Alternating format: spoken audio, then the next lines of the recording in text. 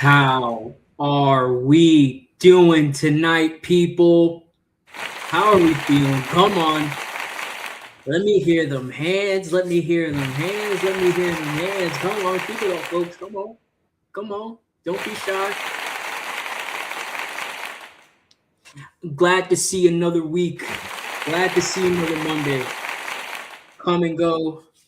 Beginning of the week. I hope you guys have gotten a strong start to your week. All right. Strong start to the week. It was Super Bowl Sunday yesterday. Anybody who watched the Super Bowl, the Seattle Seahawks beat the New England Patriots. So congrats if there's any Seattle Seahawks fans watching, anybody that cares about the National Football League, not Premier League football, but the National Football League here in America. Shout outs to y'all. Also, shout outs to yourself for coming here tonight. Give yourselves a round of applause, right? You could have been anywhere else here in the world. You're here with me. That's what's important. Get a little sip of Red Bull. That's right. That's right. Everybody, go ahead. Give yourselves a round of applause. That's right. And keep that up for the host tonight. And, of course, that's me. How you guys doing today? It is De La Spurs. I can say this evening, really. How are you guys doing this evening? I'm glad to be talking with you guys, doing another live stream. February 9th, Monday night or Monday evening, depending on where you are in the world. Hell, it might not even be Monday where you are. It might not be the evening time either. So if you're watching this on the playback, no matter what day it is, at any point of the day, I hope it's going well for you. I am your host, like I said, De La Spurs. I'll be coming to you live tonight for about an hour 15, at the most an hour and 30 minutes. I don't want to take too much of your time, but of course, with everything that's going on with Tottenham right now, I tend to go on a little bit of to go on these little tirades, and I might be a little bit long-winded at times, but no worries. No worries. We're going to try to keep the time to about an hour tonight. Listen, we got a lot of stuff to get into, but first, if you could, let's go ahead and do the beginning logistics for me. Like this live stream, subscribe to the YouTube channel. I'll be posting whenever I'm going live, be posting updates on what's going on with the lives. Usually I'll throw on YouTube if you follow me on or subscribe to the YouTube channel. Follow me on X. I'll also post like the topics and stuff I'll be talking about that night. So if it does interest you, you want to hear my opinions or just want to hear opinions about those topics, feel free to join the live. If you don't, that's okay. Perfectly fine. As well, you can also share this content. Go ahead and share this with your family and friends. Let them know about De La Spurs coming live to you Monday, Wednesday, and Friday, 6 p.m. Central Standard Time every night, or I should say every Monday, Wednesday, and Friday night. Same time, I'll be here going live for y'all. So feel free to share this with your friends and family. Let them know this is what you've been doing. You've been telling people, hey, don't bother me from 6 to 7, 7:15, 7:30 every Monday, Wednesday, and Friday night. Let them know that's De La Spurs time. Come on now. That's the boys' time. You know what I'm saying? When I'm coming to talk to y'all, we share these opinions about Spurs. So let them know. If they want to come in and join in on this, let them know about it. Feel free to throw your comments in the live stream as well. You can talk about Spurs, talk about the topics you're talking about, or if you just want to talk about your day, that's perfectly fine. I don't mind. But just before we get into everything, we're going to be going over a lot of stuff. A lot of things happened over the weekend, I'm not going to lie to you. So obviously going to be talking about the review. Manchester United beating us at Old Trafford 2-0. Narrow red card, the additional injuries, and what this means going into kind of this last stretch of the season, and what that will mean for Tottenham as we see ourselves falling lower and lower into a relegation battle. So we'll be talking about that as well. We're also going to be talking about just kind of, just in general, just kind of the lack of planning going into this relegation battle, and what do we need to be looking behind us, or do we need to be focusing on ourselves, right? Do we need to be focusing on these performances we're putting in every game week, or do we need to start looking at how some of these other relegation teams are playing and what their results are? Also, turn that to you as well. What do you think we need to be focusing on? Do we need to be focusing on ourselves, or be focusing on other teams and hoping they don't do well? You know what I'm saying? So we'll be getting into that. Of course, we'll be talking about how the blame is on the board for this. As much as fans want to blame Frank, and Frank does have his share of the pie, but man, we've been seeing the same thing going on for years and years. So this isn't just unique to Frank. So we'll be getting into all that. We're also going to be previewing the Newcastle game, which now has turned to like a 6.7 point game based off of the situation we're in. So yeah, we'll get into all that, folks. We'll get into all of that. I'm so glad again to be coming to you guys live tonight. I've had some technical difficulties, just to let you know. So if my computer starts running slow, my Wi-Fi starts running slow, just know it's like internet issues right now. You gotta understand, with all this equipment and everything I got going on right now, I think it's just kind of plugging up my network a little bit. So if there's any lagging, any skipping or anything like that, just ignore it or throw it in the chat. Let me know I'm doing that, and I can try to fix it as we go along. But that is something that's unfortunately going to be affecting this broadcast just a little bit. But just to go ahead and dive right into things, going to be talking about the game on Saturday. Manchester United 2, Tottenham Hotspur 0.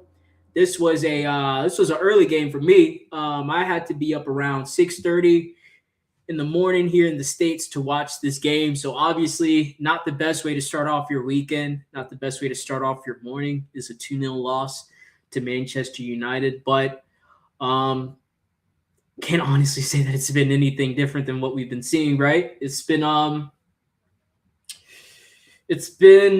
kind of a tale of I don't want to say a tale of two halves, but just to kind of get into everything, we'll go ahead and pull this up on the Sofa Score. Ooh, look at that. What?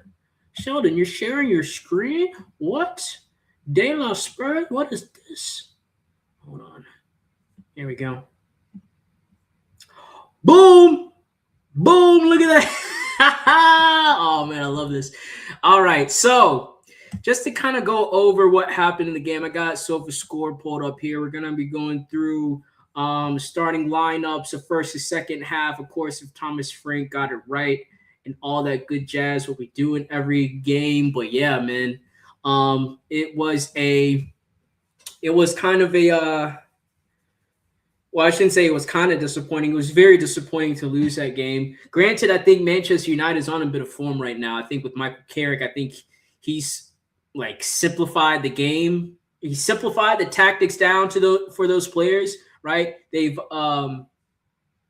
just I don't know how to explain it, but it just felt like they've bought into whatever Michael Carrick is selling them. And like I said, yeah, they're on a bit of form right now, and I think it's going to be tough for any team to stop Manchester United, whether it's a performance like we put in, where they're pretty much just on top for a lot of the game, causing a lot of troubles for the opposing team, or if it's a game like Arsenal, where it's pretty much back and forth. And then once, it's getting into those late stages, we're seeing this team is still not, they're still fighting. They're not willing to die on the hill. So, I mean, they're not willing to not go out on their shield, really. So this team has been up for the fight. They've been ready for the fight.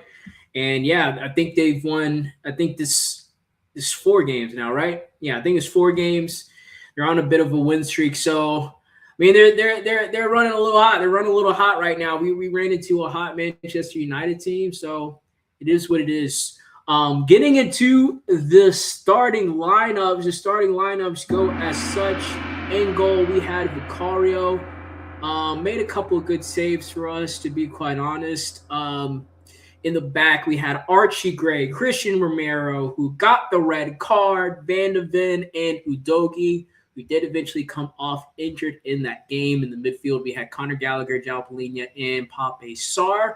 Up top, we had Xavi, Solanke, and Wilson Odobert. So, obviously, with the injury situation that we got going on right now, I don't really think we have a whole lot to choose from. We don't have necessarily the wealth of going through the squad, finding these different players to play different ways, trying to experiment and set up tactically, trying to experiment with what we can do against Manchester United. We're down to pretty bare bones. So I think the identity of the players, how we were playing, is all pretty much straightforward. And we went into that match with, again, this is all we really have left. But to be quite honest, pretty much probably the best spot that we could put out right now at the moment. I think you could say take out Archie Gray for Pedro Porro. Maybe take Sarr out for another midfielder. But, as far as the starting lineup, man, I'm not sure what else any Spurs fan can really say or change up about this. If you're talking about truly and honestly the strongest players we have in the squad, I think any starting 11 is going to be close to this. Maybe it'll look different depending on the formations, but nah, man, this is who we got. So if you don't like what you're seeing, then that's a whole nother issue. If you like what you're seeing but didn't like the performance, we're going to get into that next. But yeah, as far as the starting lineup, I didn't have any complaints. Like I said, we're down to bare bones. It's about all we got. So not much that you can necessarily do or say, I think, or criticize Frank for going into the next part. The first half versus the second half. So obviously, you can say it's a tale of two halves. Not really. More of like a tale of the first 30 minutes versus the last 60, right? So obviously the big story in the first half is Christian Romero getting that red card around the 30th minute, as you can see here.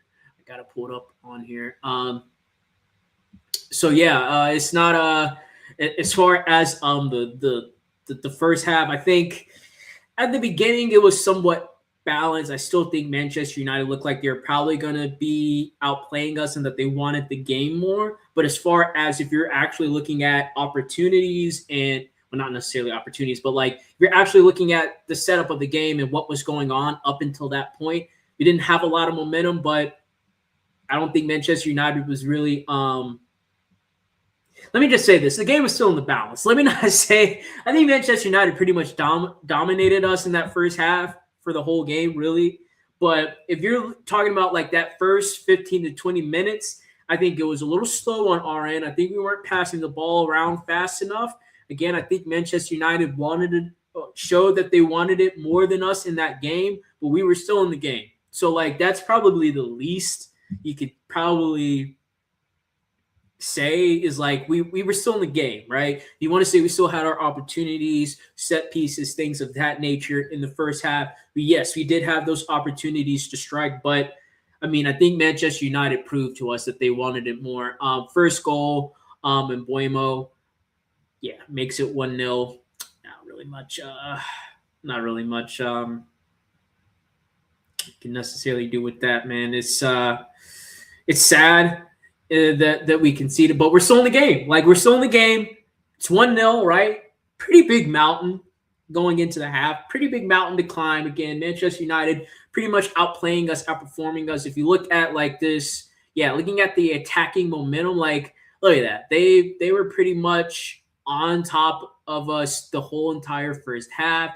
You see this little red square here. This is when Romero got the red card. So they're just kind of approximating here in this graphic about when he got the red card. But as you can see on the Tottenham side of things, zoom in here. Can I zoom in? Nope. You see here on the Tottenham side of things, there's like we really didn't have any momentum. We had like one little burst here, but other than that, nothing. So you can see the red card, Romero. It was a I forgot who he was going in. I think it was on Cunha, if I remember correctly. It was a foul on Cunha.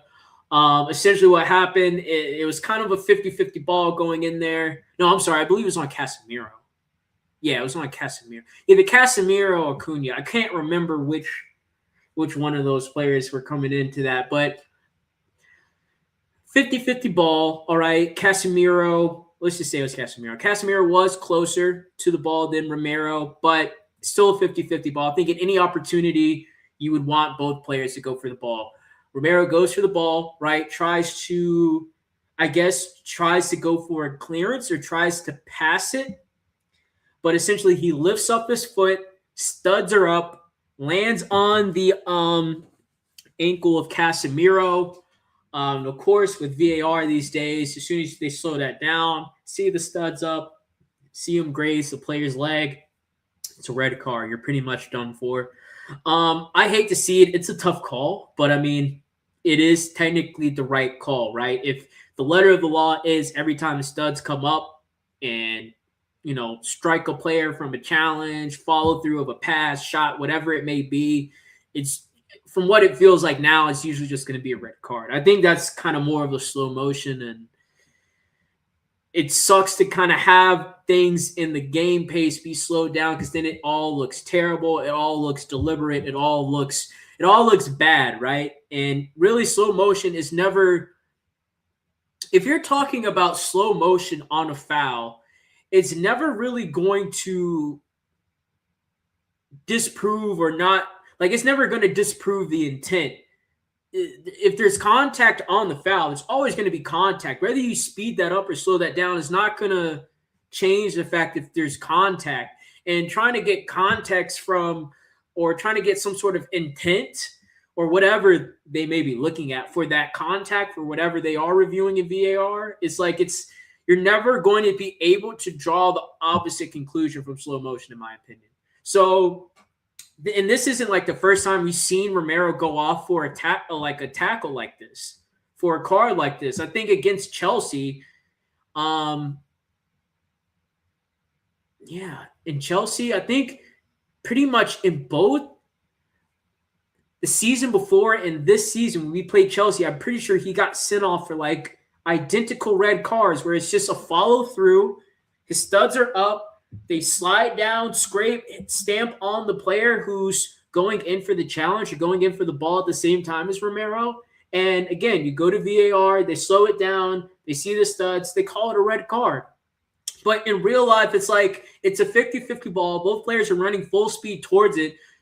Yes, the player, whoever gets there first or makes contact with the ball first, yes, it's technically their ball. I don't know the letter of the law rule, but I would imagine so that they get more of the benefit of the doubt. They are viewed as, the person who gets to the ball makes contact with the ball. So they're technically like given the benefit of the doubt more, and that they're the one being tackled. Not like that player was going in to put in a tackle. It now turns into this player has a ball and now he's being tackled. And then again, add that all up with slow motion, what Romero did, it's going to be a red card. So I don't want to say I don't like calls like that, because if that happens to a Spurs player, I want them to call the red card, especially after seeing it however many times happened to Romero in Tottenham, right?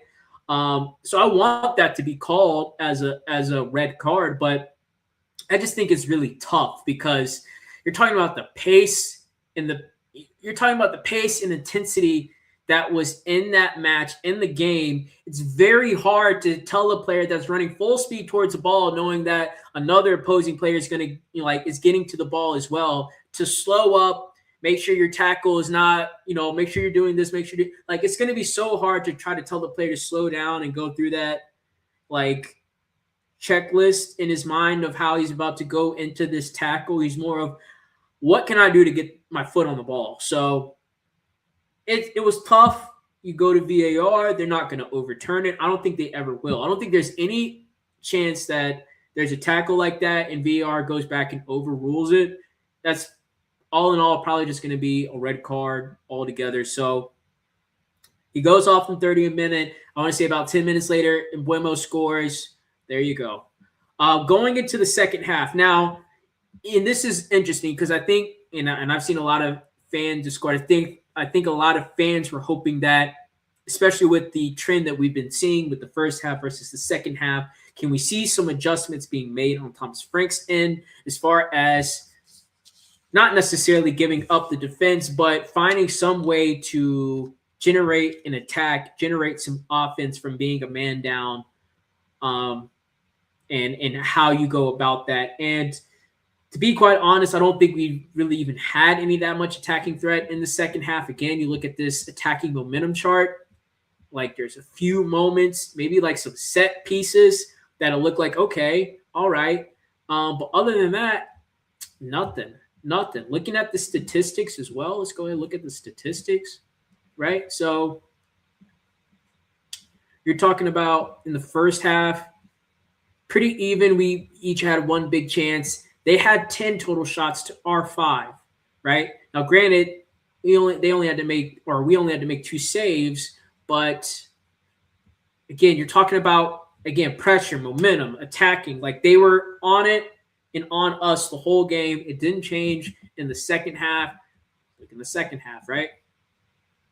So even more, obviously, with us being down a man, the possession stats are going to be in their favor. They had 1 XG with 2 big chances, 13 shots in the second half. You have to make 6 saves. So it went from 10 and only making 2 saves to then 13 and making 6. So you went from about 20% to 20% to about 50%. So major jump, right? Look at the difference in passes. So obviously they dominated the possession. They almost tripled our passes. Tackles, free kicks, yellow cards. So again, it's kind of lets you just to see just versus the first half, right? Where you still felt, especially like in those first 20 minutes, we had our opportunities, we had our chances. Again, like we had free kicks, tackles, we had set pieces that we could have scored off of. But once we got into the second half, it was game over. It's game over. So you see here, Bruno Fernandes, he's got the second goal.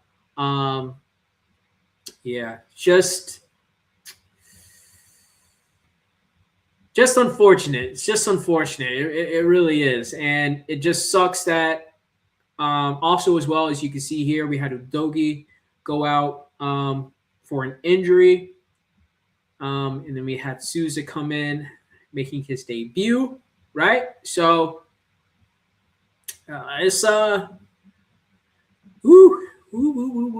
It's just a long day for Spurs fans. Really, that was a long watch.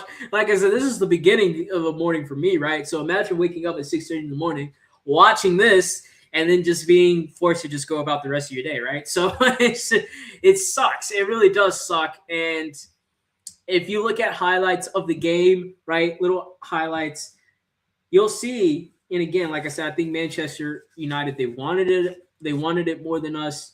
They were, I think, had momentum. And if you look at the highlights of the game, the way they were passing the ball, the way they were moving the ball, just leaps and bounds ahead of what we were doing as Tottenham. And it's crazy too, right? Because you can make the argument, okay, they have Cunha, they have Casemiro, they have Kobe Mainu, they have Bruno Fernandes, they have up top Sesko, right? They have these good players that can play that attacking, passing through the lines, one-touch type of football, getting it through the midfield, right?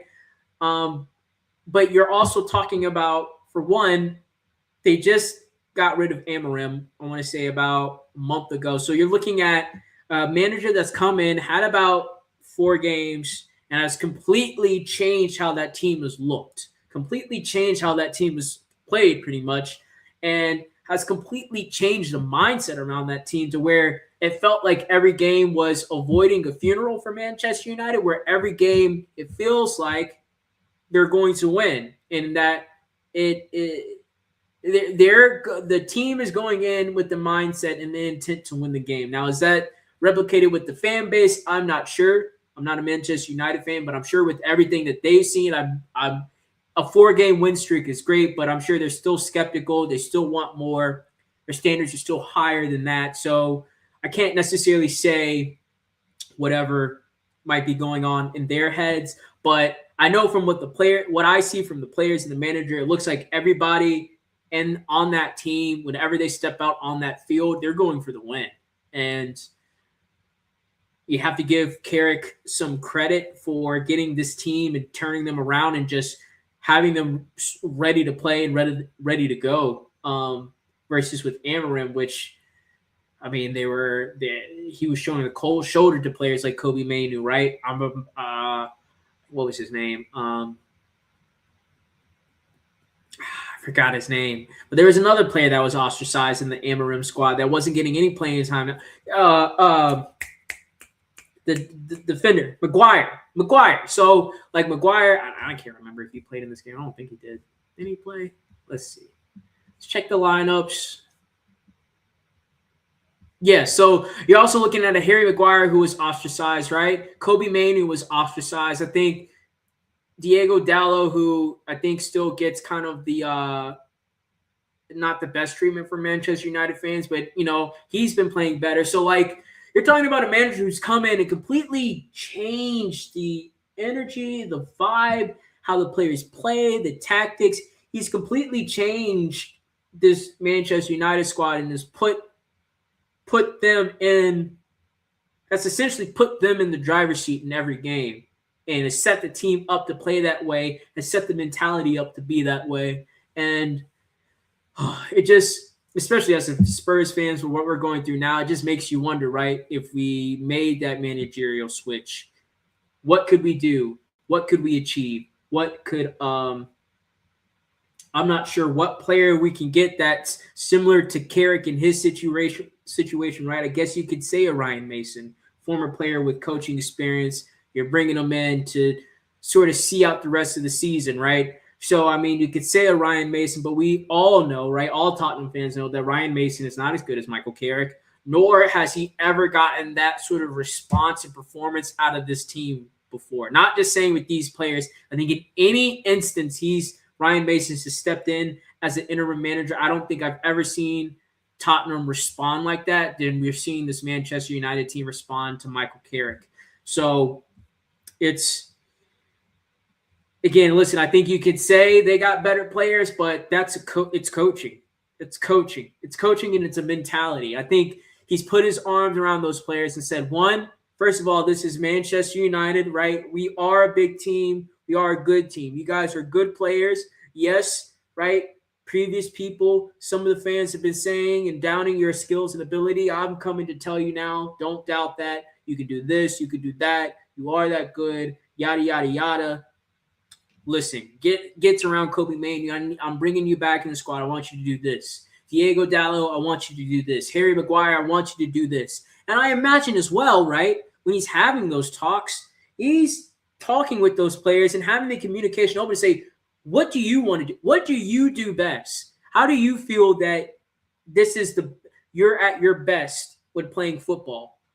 And it feels like it's just kind of been part of a natural change in the squad, right? So it's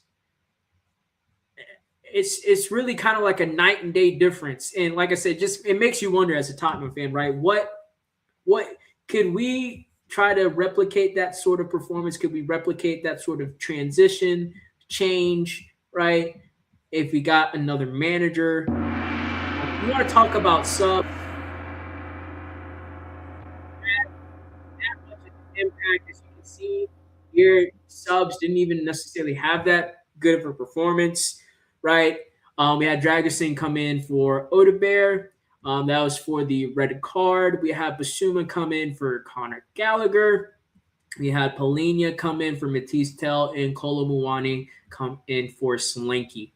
So I know what a lot of fans were criticizing Thomas Frank, and we'll kind of transition to if he got it right. But I think some of the major criticism came from the Dragusin for Odebear substitution, right?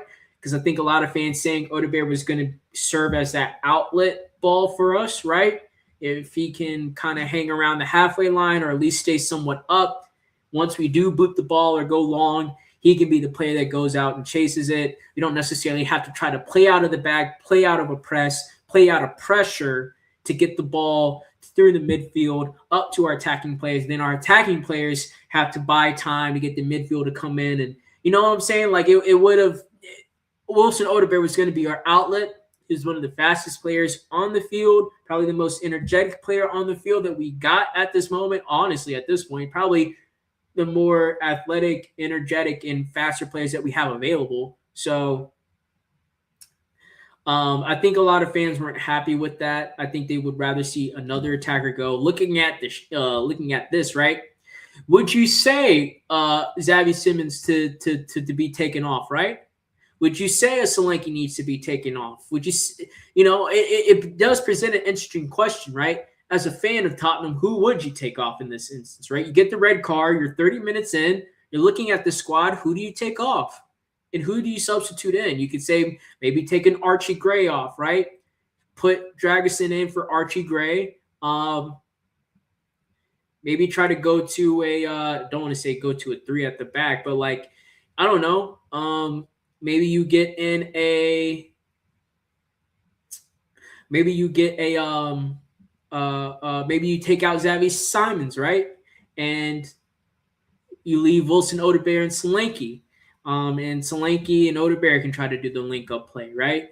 Maybe you take out Sarr. I don't know. Like, what as a Spurs fan, who do you take out at this point, right? Because we don't.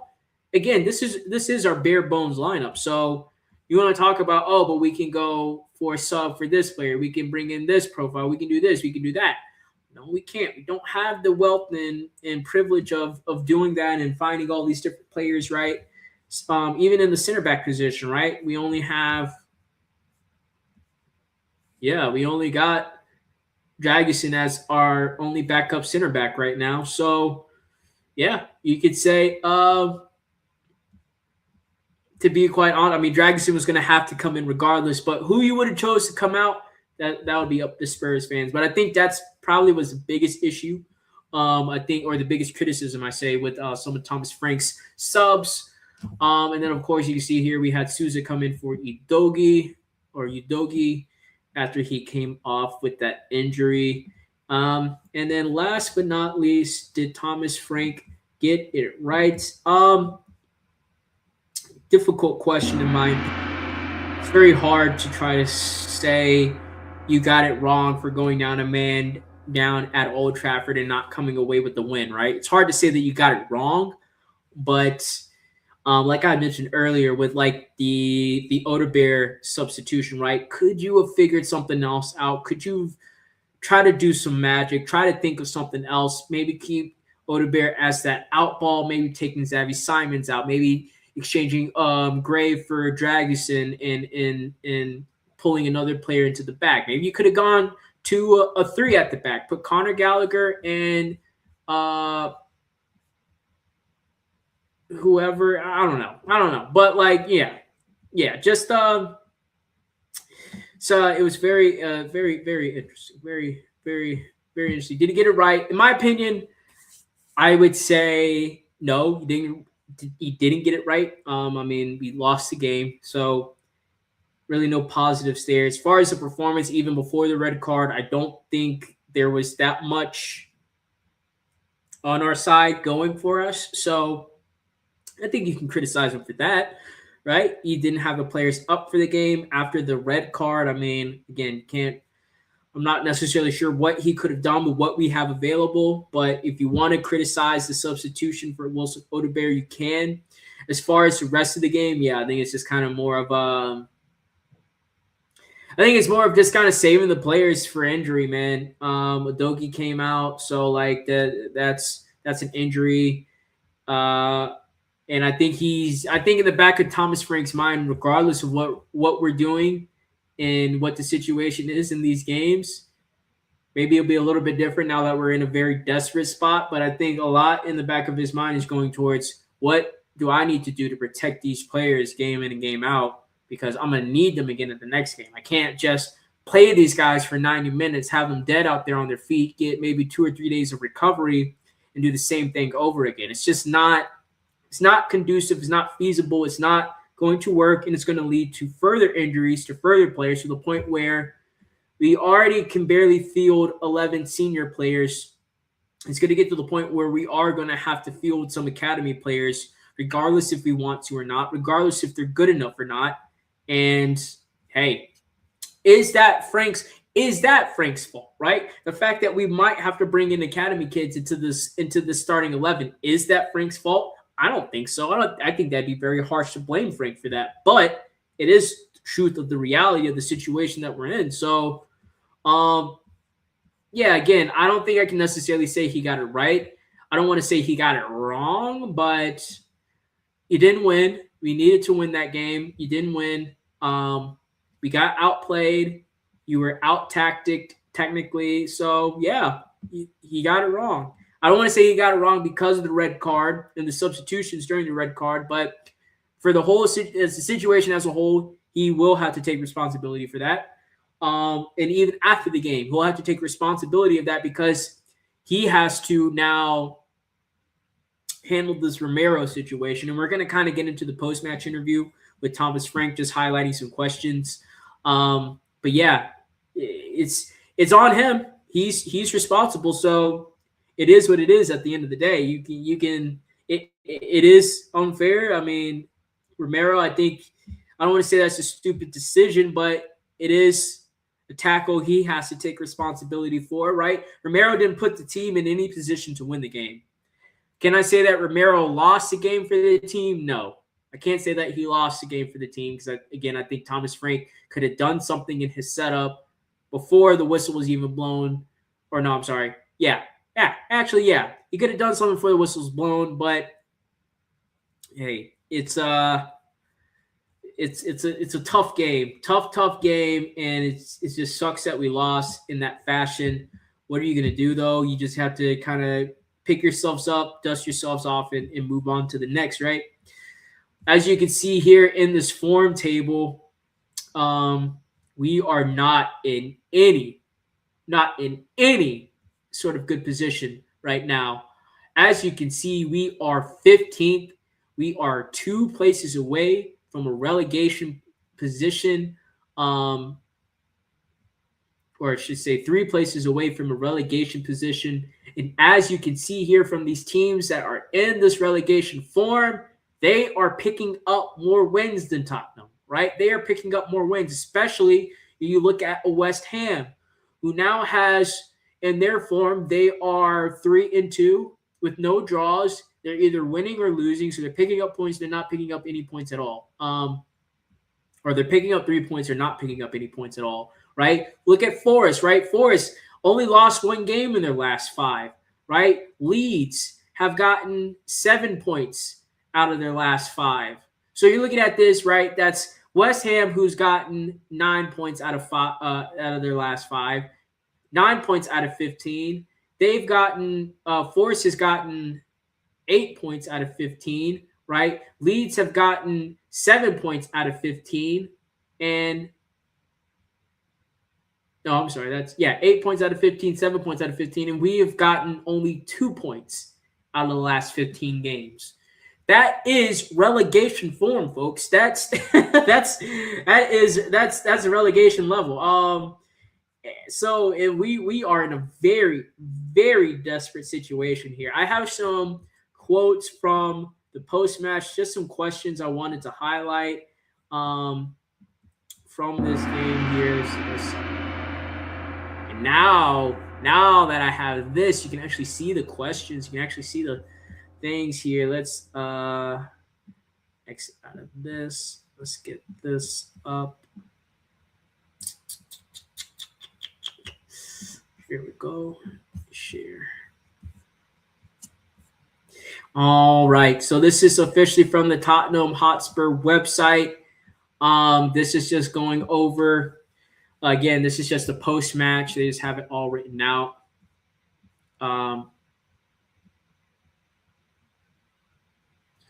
Let's see. So as a lot of these questions were about Romero's going off, about him getting the red card.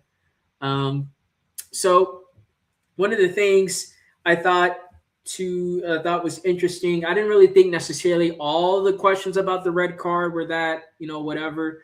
But this one I thought was interesting. With the red card and injuries piling up, how do you keep the team motivated and tell them that the corner is going to turn? Thomas, I'm very happy with the players and what they're showing. I think they actually show a lot of resilience because it's very, very tough to get out there every week and don't get enough of the good results. We can't run away from that. We haven't won enough in the Premier League. We're just coming on the back back end of 4 good games where we also showed a lot of resilience. Before that, we also did it, but we didn't get enough of the results when we turned around in the second half. So I think there's still a lot to hang the hat on in terms of resilience, but the performance needs to be backed up with a little bit, do more, and get a little. Keep doing the right things, because then the results will show.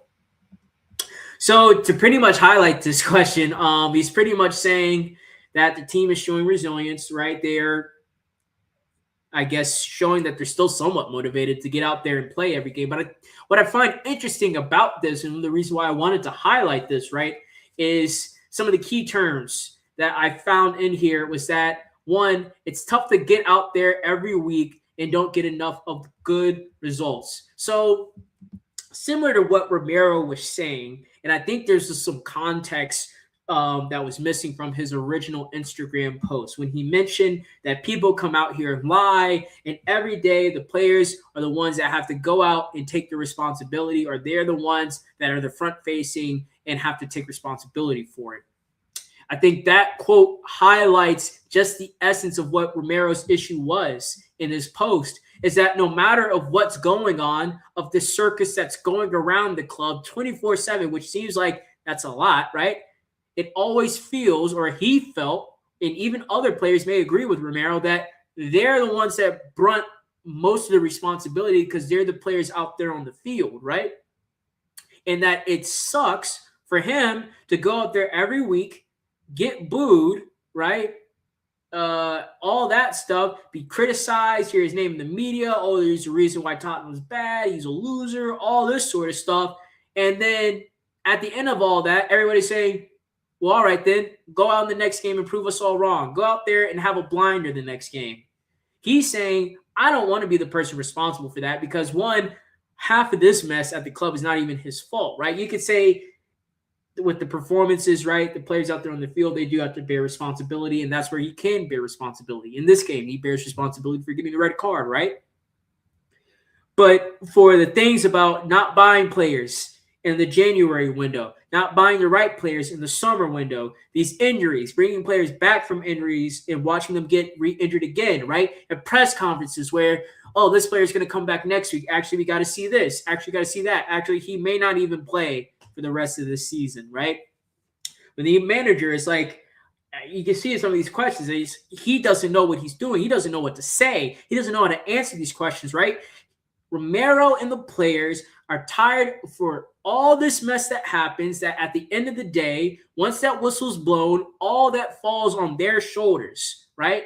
And the temperament of the fan base, the club, and everything rests on their shoulders and how that one performance goes.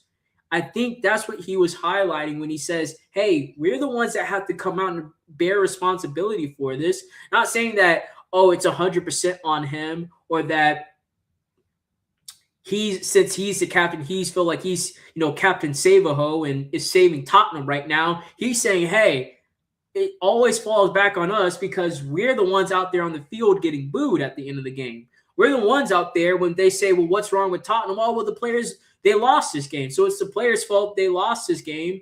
It's the players' fault they're going to be relegated. It's the players' fault they're not getting enough points. Thomas Frank is just a new manager. Oh, it's Tottenham. They're spending money. So he's saying, I'm tired of everything falling back on me, and the players are tired of everything falling on our shoulders when there is a mess, a circus that's going on at Tottenham nearly every day, right? So I just thought that was interesting that Thomas Frank is kind of giving credence to what Romero was saying, is that it's tough for these players to get out there every week. And if they're not winning, it's like they have to brunt the responsibility of not winning. Also, I think that was interesting. You kind of see here Thomas Frank is talking out the side of his neck a little bit. He says we're just coming on the back end of 4 good games where we also showed a lot of resilience. So he mentioned that they're showing resilience this game. We just come off the back of this game where we're showing a lot of resilience. But before that, we were also showing, look here, you're coming off the back end of 4 games where we also showed a lot of resilience. Before that, we also did it, but we didn't get enough of the results when we turned it around in the second half. It's the same thing in this situation. Nothing has really changed from the 4 games he's talking about. So he's kind of talking out the side of his neck here. Oh, Well, we're being resilient, and that's what's most important. Okay, were you not resilient in the last game? Oh yeah. We were so resilient in those games, but we just didn't win. Okay, you're not winning in these games. Yeah. But we're showing the resiliency that shows that we can turn these results into positive results. Did you not think that in the previous 4 games? Well, yeah. We did, but it's tough for the players to get out there and keep losing, right? So he's kind of just like he doesn't know how to answer these questions, so he's kind of just talking out the side of his neck a little bit, and it feels like he's making up stuff as he goes along. Okay, we were resilient in these 4 games, so we're not resilient in these last 4 games. Have you not been resilient this whole season? Have you not been resilient since January, since December, when this injury crisis started? Like, what do you mean, and what are you saying by that? And by you trying to cut some slack or saying you're resilient now, you're saying, okay, so that means that the results are going to turn in the future. And if you're saying that, there's been no evidence whatsoever in these performances, especially after this one against Manchester United, that suggests anything of that sort. So he's doing a lot of this to answer the questions, and it feels like, oh, if I use a lot of words, if I use, resilience, courage, like all this stuff, that it's somehow gonna, kind of cover up some of the BS that he's yakking, right? So, let's see here. Are there any more questions?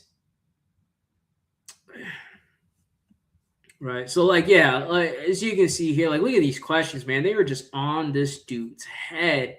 Do you have any regret making Christian Romero captain? With respect, if he gets off 28 minutes at Old Trafford, he's not helping you. Might it be better to give somebody else the armband? Maybe that it makes it worse if he doesn't know what he's doing. Like, they're just on Thomas Frank's head top, man. They're cooking this dude. They are cooking this. And he doesn't know what to say, what to do in these situations. Really.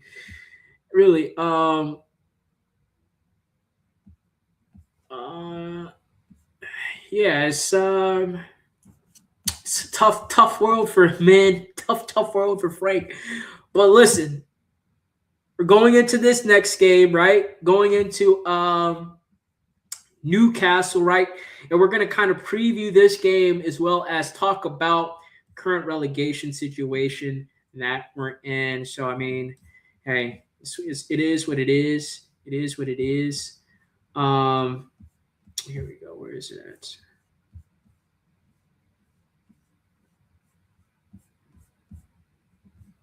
Okay, well, here. We're just going to talk about – forget the banner. We're just going to talk about previewing Newcastle versus Tottenham. So, or I should say Tottenham versus Newcastle. This is a home game. All right, folks. Home game. We need to buckle down, right? We need to find some sort of form. We need to find goals, to be quite honest. I think that's kind of the biggest thing. Is that we need to find some goals in this game. And listen, we're going to have 11 players, so that helps, right? We're going to have 11 players. That will be a great kind of a good. But I think the key thing for me is that if we start, say, a Wilson Odebear or a Tell, and Solanke's in that striker position, it's tough. But we need, right, the likes of the Odebears and the Tells to start stepping up in these moments, right? You had Tell here who said he wanted to go away on loan back to France, right? Regardless of what that reason was, if he says that he's too good for Spurs, he's not getting enough playing time, he doesn't think the team is good, if he's just homesick, whatever the situation is, right? The fact we need him to stand up in this moment. Kolo Muani, right? We need him to stand up in this moment. Another similar situation. He wants to leave, or he wanted to leave before the season ended. He probably wants to go after the season ends, right? He needs to be the one to step up for this team. Same thing with Odebear. Really, the attacking players have to step up because We're going to be without our captain, Christian Romero, in the back. We're going to have Dragusin and Van de Ven, which I'm not sure necessarily how much they played. But for the next 4 games, that back line is going to be at bare bones, right?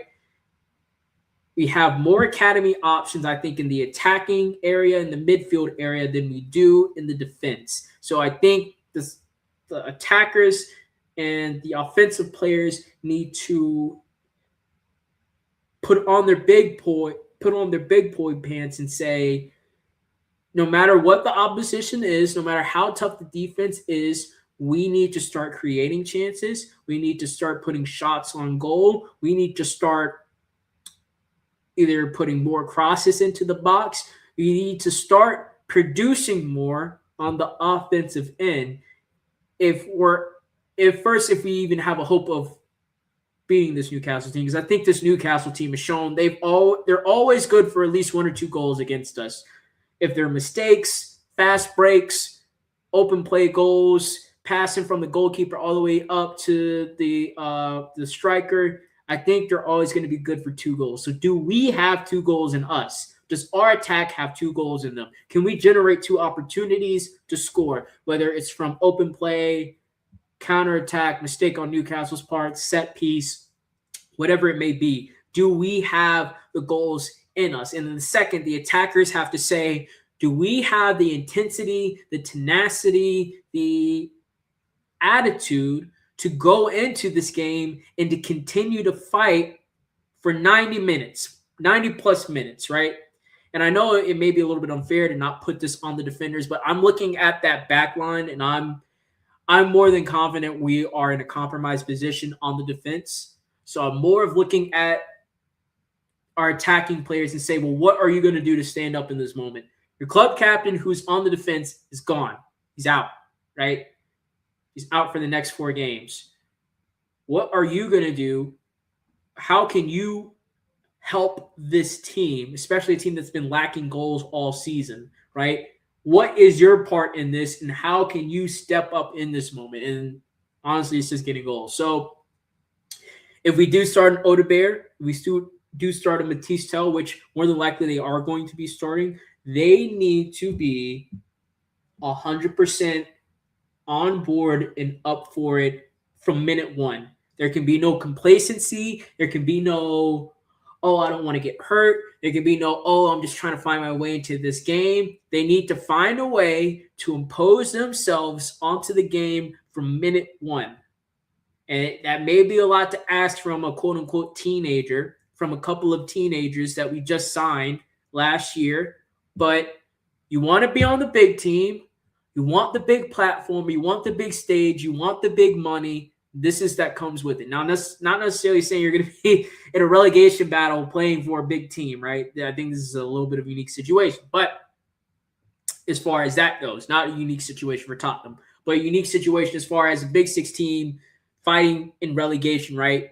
Very unique situation. So, but with that, and with you being a professional football player, wanting to get this money, wanting to play for this team, wanting to get the starting minutes, right?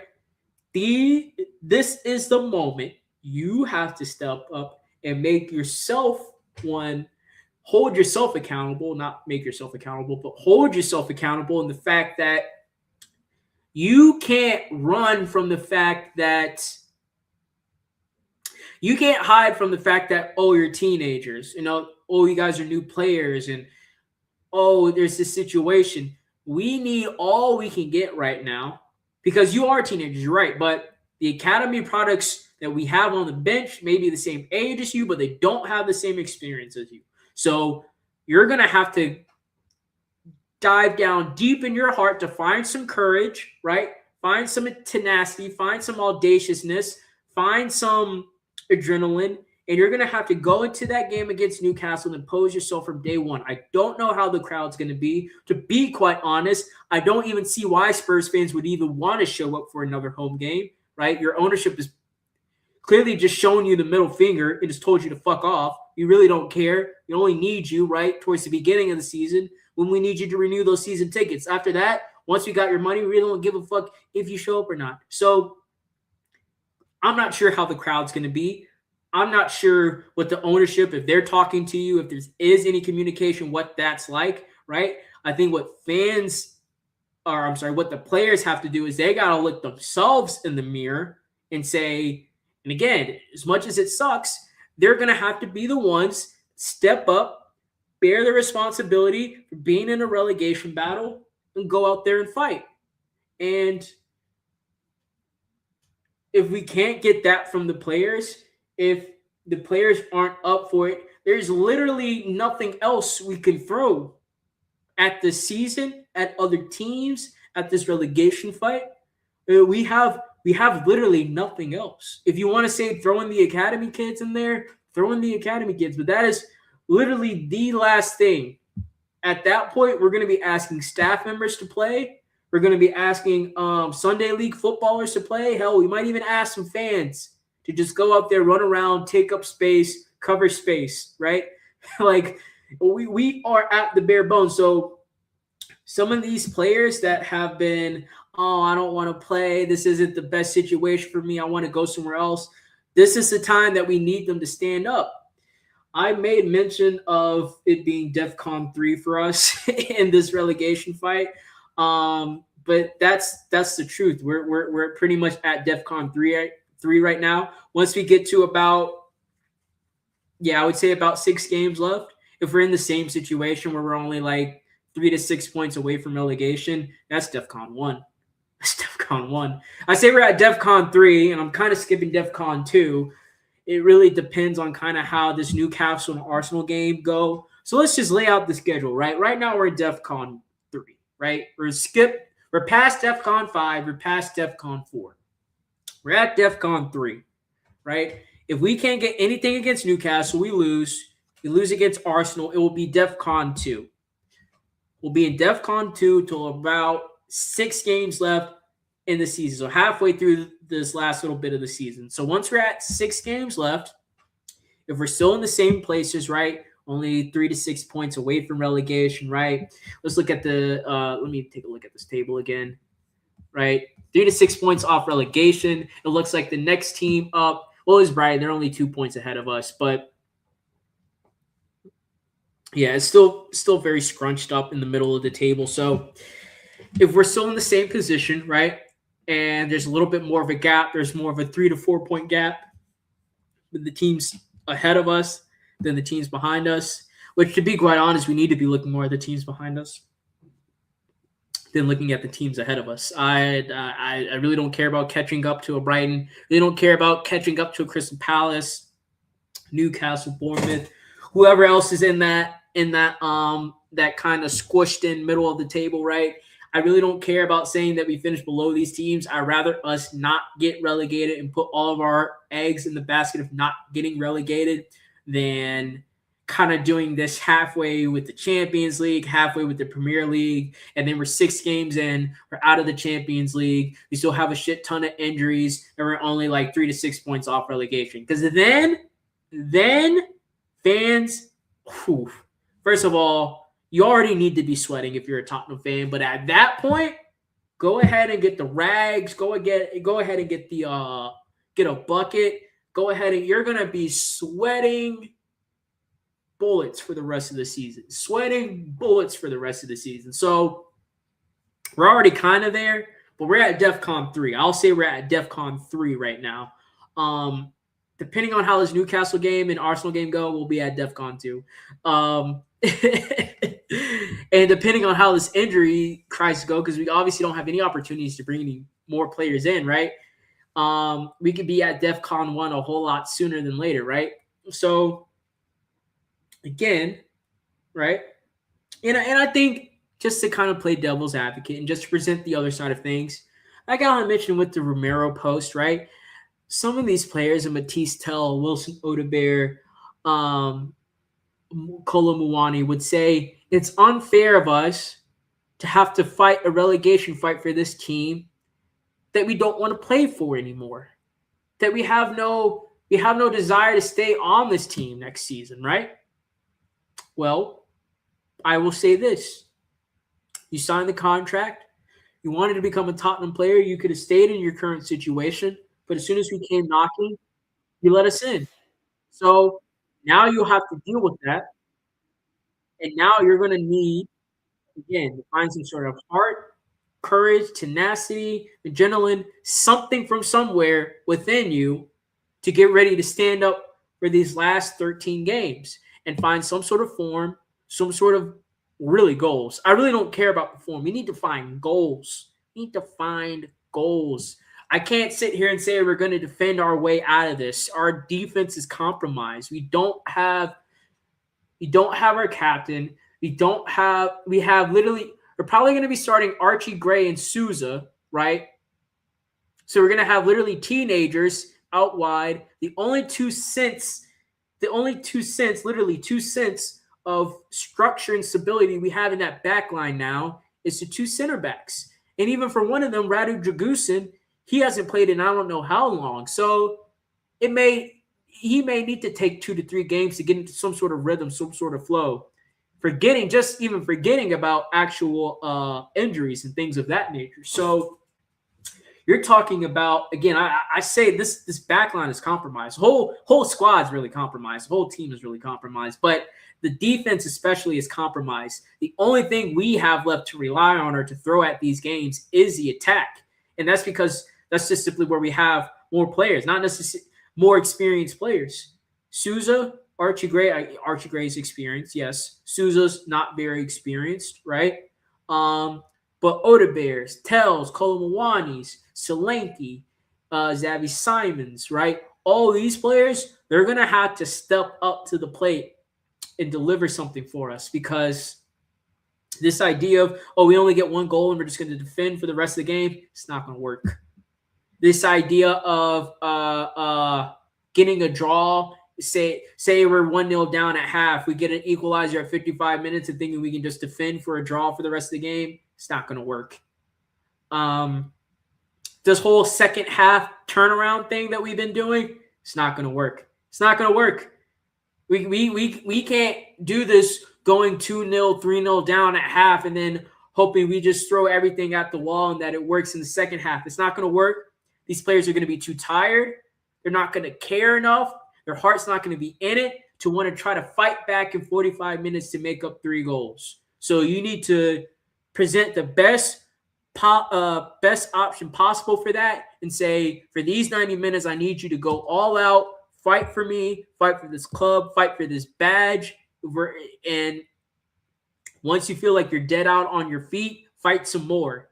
And maybe we can consider doing a substitution, because we don't have anybody else. Like we don't got nobody. So that's really the truth of it, and that's really kind of the reality of this team. And I've already talked about the board and their relationship with this. I'm not really going to go into this long tirade because we're about getting to the end of the live stream. What I'll say is this: they have blood on their hands. They have shown that regardless if you want to make the argument of incompetence or negligence, this has been a complete and utter disappointment and failure on the board. And at the end of the season, whatever the results are at the end of the season, if we get relegated or not, they're going to have to deal with the consequences of absolutely throwing away this half of the season. And the consequences of that is that if, just say, for example, let's follow me here. Let's walk through this scenario, right? We get to the end of the season. All right, we avoid relegation. Woo! Avoid relegation just by 1 point. Maybe it was the last game of the day. We won that game. West Ham or whoever is in that 18th spot lost. So we avoid relegation. Thank God. All right. You could say, all right, well, we're never doing that again. So let's get rid of Thomas Frank. You're going to have to pay Thomas Frank out and pay out all of his staff, right? That's probably $20 million. I'm not sure what the contracts are, right? I can't remember how long he signed his original contract for, but I imagine with firing Thomas Frank, paying him out, and paying out all the staff that would probably go along with him, which is probably a majority, if not all the staff that will come along with him. You got to pay all of them out, right? So you're probably looking at I would say 20 million, 20, 25 million, maybe 30 million at the highest, at the absolute highest, right? Then you're talking about going to find another manager, right? And of course, you know that comes with that search. So you're pretty much going to have to probably pay that manager the same amount you're paying Thomas Frank, if not more, because there's nothing, you have no platform. The club has no platform, nothing to present a manager to say, hey, we want you to come here and do something special with this club and with this team because there's something special here. It's, we need you to come in and do surgery. We need you to come in and do miracles. We need you to come and do this. We need you to come in and do that. And guess what? Surgeons, shamans, all these people, they're expensive. They have their own things that they need, that they take from you. So if we're going to go for a manager that's going to perform open heart surgery, a manager that's going to do this whole kumbaya ritual with us, a manager that's going to come in and call out whatever it is, we're going to have to pay a hefty price for that manager. So let's just say, for example, if it's 20 million to get Thomas Frank out, it's probably going to be about 20 million to bring in that manager and his staff members in. Get them signed up, get them ready to go, give them an offer. Either they can't refuse or they'll be happy to leave their club, right? All that stuff, right? Any other staff members that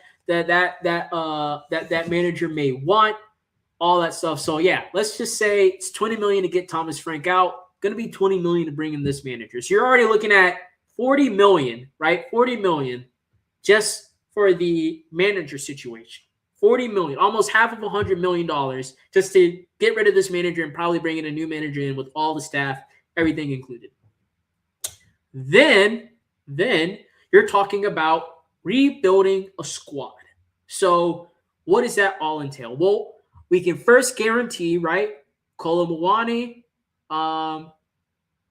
Batistell has signed permanently, but I'm not sure with his recent outbursts how the ownership is going to look at wanting to keep him, especially with the performances he's putting in as well. He's not putting in good performances. He says he wants to leave.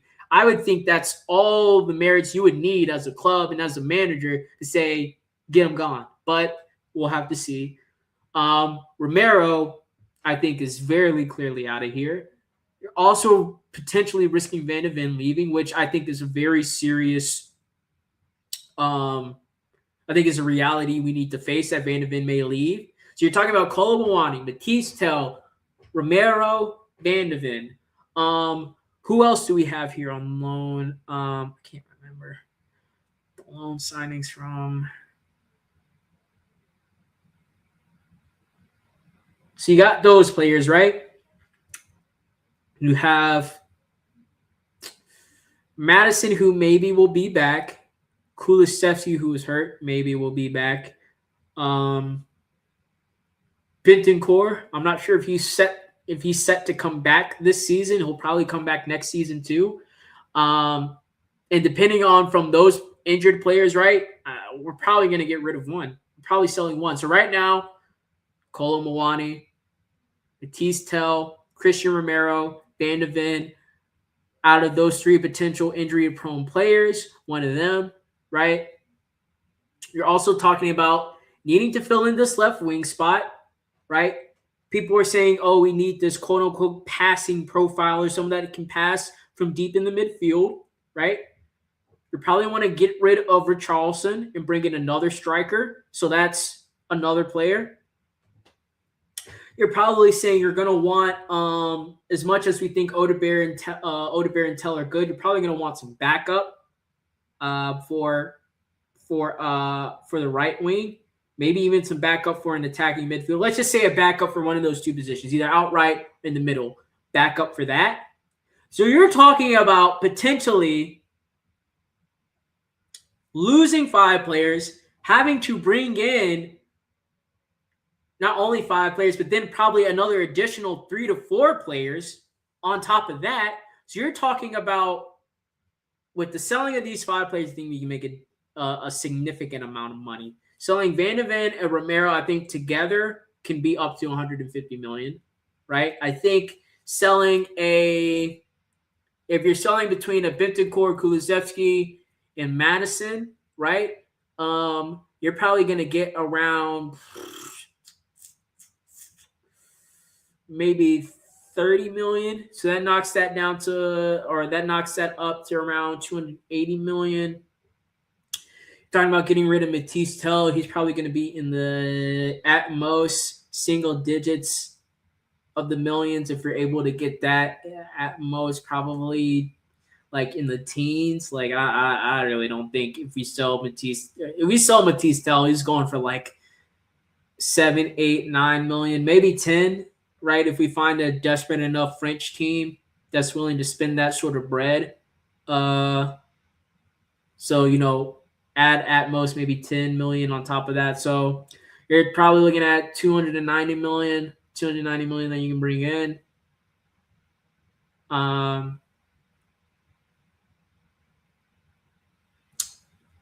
There's, let's see here. Who else did I mention? See,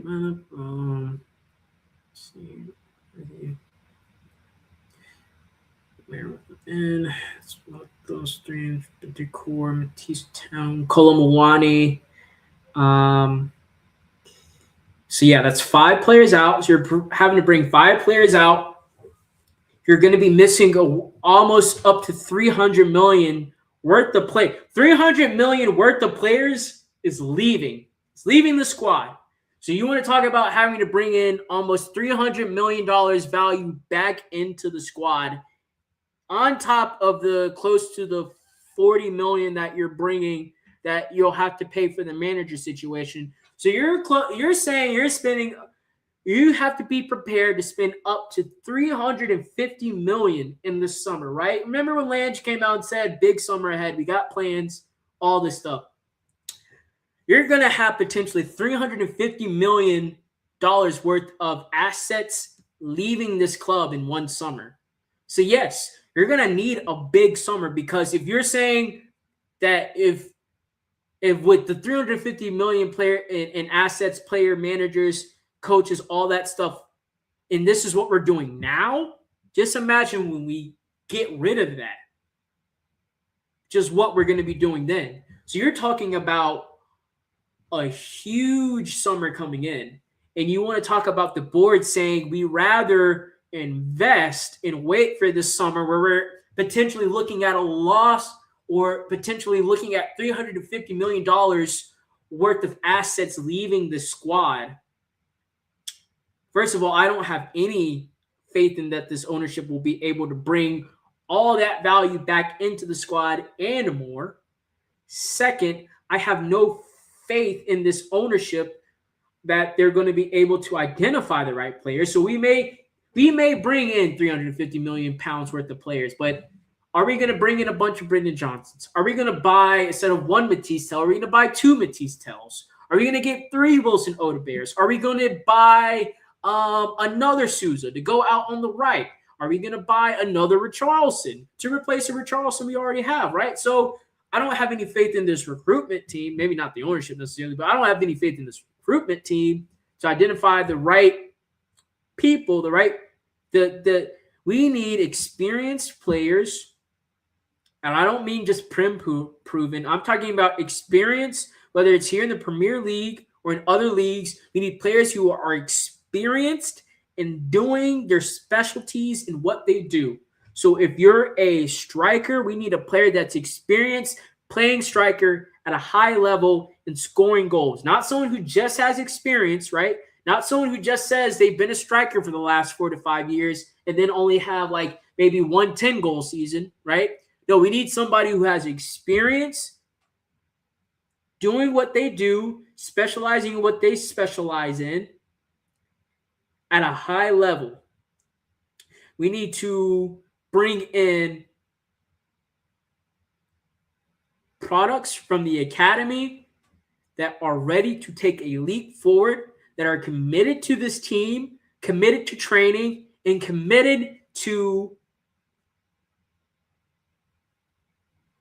how should I say this? They need to be committed to ingratiating themselves in the situation of the squad and the circumstances that's at the club.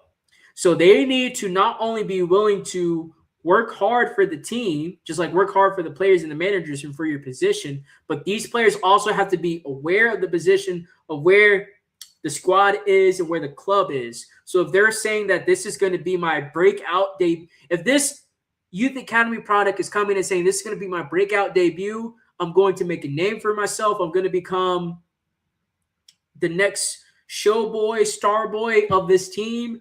You got the wrong thought. You got the wrong mentality coming into this from the jump. You need to be prepared to say, hey, I'm about to ride the bench almost probably for the a majority of games this season, and I need to be ready to come in to step up whenever I need to be asked to step up. Not saying I'm going to become the star. Not saying Tottenham is hoping I become a star or working with me to become a star, because we're not, right? We're not working to make any youth academy product shine right now. We are simply trying to survive. We are simply trying to walk and chew bubblegum at the same time as a club. So the youth academy products that we bring in need to be prepared and need to be made abreast of what the situation is. And they need to not necessarily say accept it like, okay, I guess I'll have to, but like be aware of what the situation is and be ready to jump in to that situation, right? And then as well, going back to my point with bringing in money, you're also wanting to talk about get rid of a staff, get rid of Lange, Vinay. You're going to have to pay those guys out and then pay whoever to come in to replace them. So again, you're talking about a summer where you could be spending up to 350, 370, 75 million, almost $400 million worth of, or 400 million euros, whatever the currency you're using, of value is going to be potentially leaving this summer. And there's been no inklings, no solidification, no solid inquiries, no plan that's been put in place, nothing to indicate that the ownership knows how to get that nearly 400 million pound value back into the squad, bring it back into the squad, and then make the squad, the team, the manager, the club better, right? And I know that sounds crazy, right? What are you talking about? Almost 400 million. I guarantee, well, first of all, spending upwards of 250 million plus on players is nothing new. We've seen clubs do that before in a summer window. You just have to accept that. Second, we've been hiring and firing managers almost every single season for the last 4 to 5 years. So again, not anything new under the sun, right? We've had not necessarily a lot of players leaving, but we have sold probably like the last glimmers of hope we had in the squad. I don't really like Brendan Johnson, but he was a goal scorer. He was a finisher, and he was able to put himself at the end of opportunities. Same thing with Son. Didn't necessarily wrap himself in that much glory in the last season, but he was a captain. He helped us get to that final, and he served his role, right? Harry Kane, we obviously know how important Harry Kane was to us and what he did for this club and everything. So you're talking about we've been getting rid of players. We've been getting rid of value and assets from the squad, but we have not been bringing back in the value and assets of the squad. And depending on what happens this summer, and this is without relegation, by the way, this is without relegation, we could be looking at almost spending 350 million to 400 million in a summer. And I'm talking about all together, right? All the restructuring, all the rebuilding, all the squad building, the staff, the CEOs, the higher-ups. I'm talking about all of that encompassed into what we're doing next. Yes, that you're almost looking at upwards of 400 million to make sure everything gets right. So that's the reality of it. That's the reality of where we are. And listen, just kind of we're going to be wrapping things up soon, but just to, again, just sort of highlight the lack of platform we're having. We're going to be coming into next summer with no Europe, with our club captain, to the spine of our defense potentially leaving, right? Our secondary choice, right, because I think Kolo Muani's second, George Charleston, our secondary choice striker is leaving, right? We got players that want to leave for whatever reason. We got players that do need to leave for whatever reason. So there are a lot of things that need to happen and that are going to happen this summer, regardless if we want to or not. And this ownership has not put the club in any sort of position to succeed from this point or from that point on. So you're looking at a very, very long summer. Now, granted, we still got to get through the rest of the season, right? So again, I'm saying this is without relegation. Well, I don't know if that's promised, right? I don't know if I can promise we're not going to be relegated. I don't know if I can promise Thomas Frick is going to leave. I don't know if I can promise we're going to be getting rid of players. I don't know if I can promise that we're going to be bringing in players, right? It's all hypothetical, just saying for right now. But where we are now to the rest of this season and what we can achieve by the end of this season will be a zero. I don't want to say zero effect because there are consequences to this, but again, no platform for next season to do anything to put Tottenham in a successful position to succeed. If anything, we are getting Tottenham out of less of a position to fail, right? That's what it looks like, and that's what it feels like from this ownership group. And just going to talk about the next game with Newcastle, right? With Newcastle, right? We haven't put ourselves in any sort of, in January, we never put ourselves in any sort of position to be successful against teams like this in this scenario, right? So listen, just to wrap up for Newcastle, I think I put this on X. What I want to happen is that I want Tottenham to win 2-1. What will happen is that I think we can find some goals in this game, right? Either from set pieces, counterattack, whatever it may be, right? And I do have, real quick, just so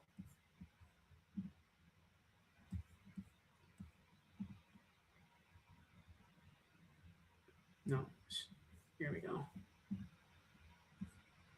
Just so you can see this, right? So, and these are just like predicted lineups. This is just kind of just basing off of what's been going on, what's happened in the last games, and what they predict. So, as you can see here, just kind of looking at Newcastle, right? As far as important players they have out, they have Joel Linton out. They'll have Anthony Gordon. He's doubtful. And I'm not sure how much Fabian Schär plays, but I know that I think he's looked at as one of those senior figures on the squad that they can bring in to help see out a game. As you can see who they'll be starting, they will have Elanga and Barnes out wide. Again, they don't have Anthony Gordon. They'll have their striker in Waltamade, to Natalie Guimaraes and Joe. Is it Joseph? I can't remember his first name, but Willock, right? Because they have Linton out, Joel Linton out, and then at the back they'll have Lewis Hall, Sven Botman, Tau, and Trippier. So, to be quite honest, they don't look like they're fielding that much of a weakened squad, right? Other than a couple of players, this was pretty much the strongest squad that they can put out. And if you kind of just look at the players head-to-head to our players, right, not really matching up the best. Not matching up the best at all. So it's going to be a tough game. But, yes, I want us to win 2-1. I think it'll probably be a 3-2 Newcastle win. If you're a gambling man, and I will start including these in my predictions, right? Gambling people, go ahead and hear me now, right? If you're a gambling man, first of all, it's going to be more than 2.5 goals in this game. So go on the over for the 2.5 goals, right? I think there's going to be, as far as total corners in this game, you're going to get more than 4. Now, will that split into 2 each? I'm not sure. You're getting more than 4 to 5 corners in that game. So take the over on that. This game is going to be filled with fouls, so take the over on the foul count if there is one. As far as yellow cards, you're probably looking at more than, in this game.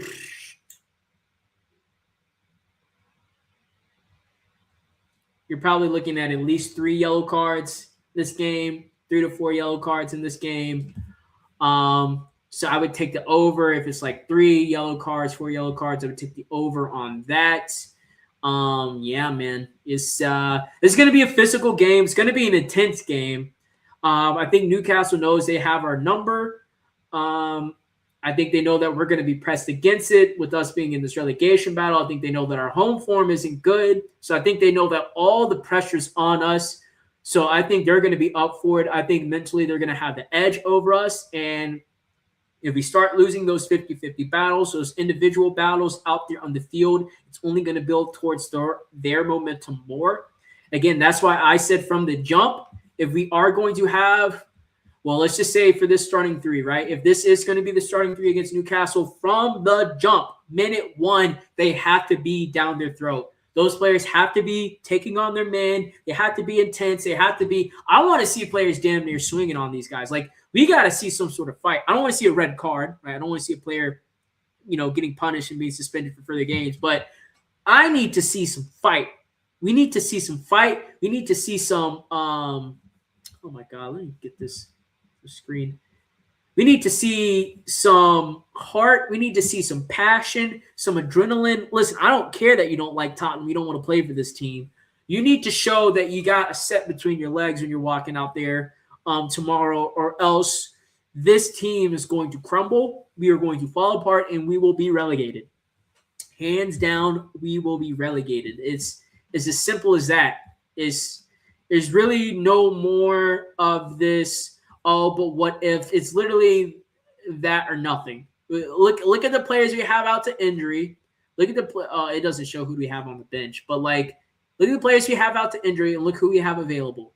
We literally have nothing else to throw at the wall. So if these players are saying we need to save this for something else, I'm saving this for next season, Frank is going to have to do something, tell them something, whatever, to get them out of that mentality, get them out of that rut and say, I have to give my all for Tottenham in the next 90 minutes, or else I don't know if there's going to be a Tottenham in the Premier League after the next 90 minutes. I don't know if that's going to be a possibility. So, tough game.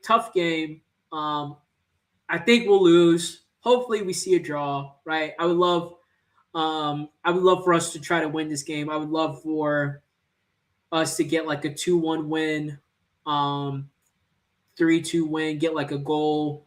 That's all we need. We just need a goal. I'm not looking to see a 2-0, 3-0, 4-1, 4-2, 5-2. I'm not looking to see any game like that. I just want us to get a goal and to win. So it's going to be tough. But, we got to be up for it. It's going to be a fight for the full 90 minutes. We can't do this first half versus second half sort of thing. It's going to be a full fight, full 90 minutes, and it's going to be tough. And we just have to be prepared for it. Players are going to have to be ready to take responsibility. So, all right, folks. Well, that is for this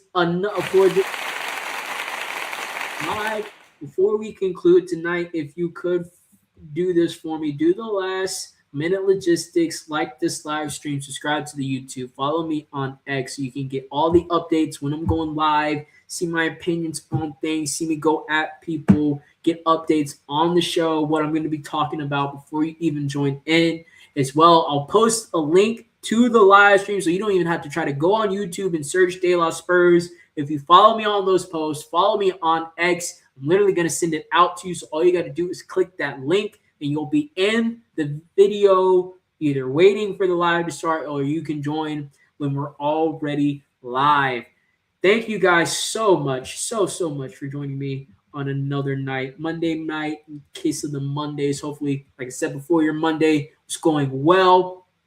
I hope you're getting rest. For any of my American watchers, it's probably around dinner time for you or at least getting to that point. So make sure you get home safe. Enjoy your family, your friends, whoever you got there waiting for you, and enjoy your meal. Get some good night's rest so you'll be ready for tomorrow. De La Spurs is going to be back to you on Wednesday. We're going to be talking about the results of the Newcastle game. Listen, are we going to be moving into Defcon 2? We will have to see. But thank you guys again for tuning in to the live stream. It's been De La Spurs. I will see you on Wednesday, 6 p.m., same time, same place. You know what it is. Until then, peace. Okay, yeah. Till then, peace.